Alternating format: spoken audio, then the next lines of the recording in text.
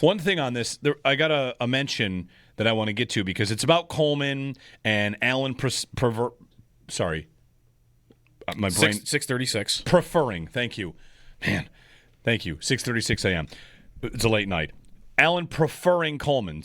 Steve wrote in. We have to remember, Josh wanted Bean to draft Coleman. How are you supposed to know he isn't going to be what you and your quarterback expect him to be? In my opinion, it's easy to pick apart receivers when they turn out to be a bust.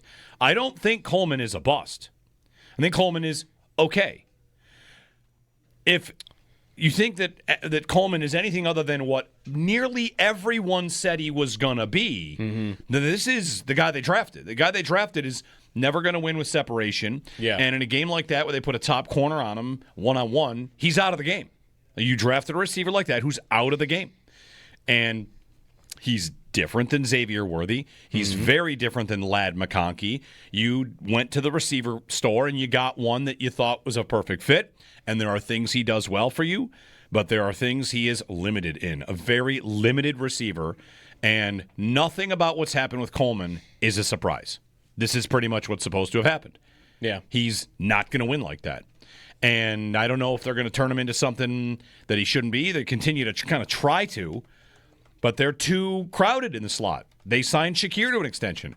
And Coleman might be best served as a big slot. And they have Dalton Kincaid, who they like in that kind of spot as well. So you're still dry on the outside and flush in the middle.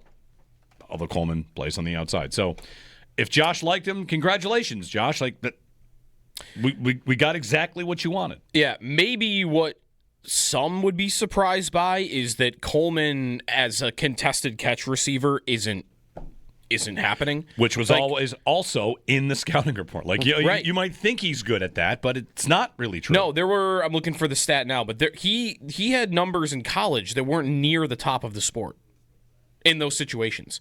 Like actually it was closer to the bottom. Like it just wasn't a consistent play even for him when he was at Florida State. And then he showed up here and look, it's the same thing. Like I don't really think that's much of a surprise.